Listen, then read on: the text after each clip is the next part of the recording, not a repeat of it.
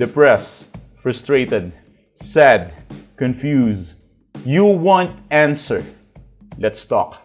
Give me a message sa page ko sa Philippine Dating Coach and you can have one-on-one coaching with Coach Baze, your dating coach. Just please subscribe to my channel and hit the bell button. Kapag ang ex mo ay lumalayo sa'yo, alam ko na marami kang gustong gawin or gustong subukan. And you are trying your very, very hard just to earn the shit for yourself. Like for example, ano ba yung mga senyales na lumalayo siya? Pretty obvious, binlock ka. Kapag binlock ka, dapat sapat ng explanation yan na, lumalayo. Na-block or something like, talagang lumalayo, sinasabi niya sa'yo, umalis ka na sa harapan ko, nakikrepihan na ako sa'yo, or kung ano-ano man terms na nagpapatunay na talagang hindi ka na niya gusto. And then, maybe this is the time na gumagawa ka ngayon ng paraan to get yourself or to get your ex back. So what you are doing is you are trying to chase your ex, you are trying to, alam mo yun, tinatry mong i-fix or humabol, makiusap. Kung hindi mo ba napapanood ang channel ko, baka ganun ang ginagawa mo. Or the second thing, probably what you are doing is you are trying to watch my videos and trying to interpret these videos into something like that. So, ina-apply mo yung mga techniques kagaya ng no contact rule, kung ano-ano mang mga possible techniques na pwedeng gamitin para mabalik ang ex mo. Pero, yung lifestyle mo at yung mindset mo, yung overall behavior mo or yung pagkatao mo, yung overall attraction mo, yung level of attraction mo, overall is low quality pa rin. Pwede kang maghabol or pwede kang mag-no contact rule. Pwede kang maghabol sa ex mo, i-chat mo siya, kulitin mo siya, or pwede mong i-apply yung mga technique na napapanood mo sa YouTube. Pero, meron pa rin isang downside tungkol sa'yo. Ano yun? Yun yung low quality personality.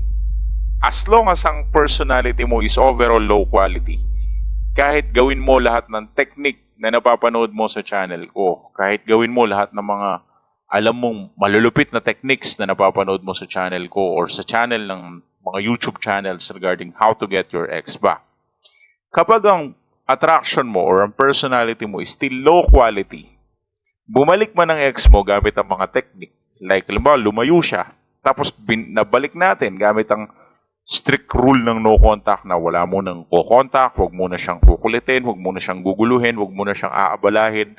Bigyan mo muna siya ng time, bigyan mo muna siya ng space nang makapag-isip-isip siya.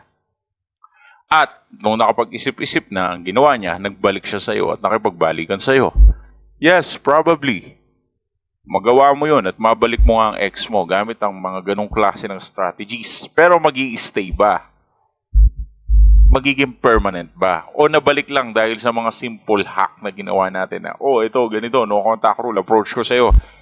And then, permanently, yung psychological state niya is na-miss ka, minahal ka bigla, at naghabol sa'yo bigla. After ng breakup, hinabol ka ulit niya.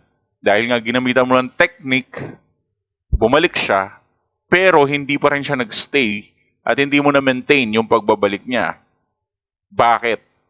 Kasi yung personality, yung charisma, yung attraction, or yung lifestyle mo still low quality. Totoo na ginamit mo ang mga technique na no contact rule, mas better na to kaysa sa begging, chasing, paghahabol sa ex. Mas better naman ang no contact rule dyan na maraming beses, no? Mas better naman ang pag self-respect kaysa sa dyan sa paghahabol na yan. Mas better yun. Pero, kung lahat ng mga techniques na pinapanood mo sa YouTube ay ginagamit mo lang for result purposes to get your ex back, then you are fucking doomed. That's it. You're doomed, man. Girl, you're doomed. You're fucking doomed. You should change your whole lifestyle. Kailangan mo mag-improve ng overall quality. Parang ganito lang yan. Sa mga madalas may sakit sa balat, Ang ginagawa nila, bumibili lang sila ng mga gamot, mga skin product na makakapagpatanggal ng kate, makakapagpatanggal ng sakit, makakapagpatanggal ng eksema, ng kung ano-ano man na sakit sa balat. Pero kung hindi magi-improve yung immune system nila, lagi silang may sakit sa balat, every year na lang. So ang kailangan, mag-improve yung immune system nila para kahit magamot. Like for example, nagkaroon siya ng simpleng rashes. Ganyan, o rashes, kunyari, nagkaroon siya ng rashes. Ginamot niya gamit yung mga antiviral na gamot. Okay. Ang problema, nung ginamot yung antiviral na gamot, gumaling siya. Pero after ilang months, nagkaroon ulit siya ng sakit sa balat. Bakit? Because of the immune system. Napakababa kasi.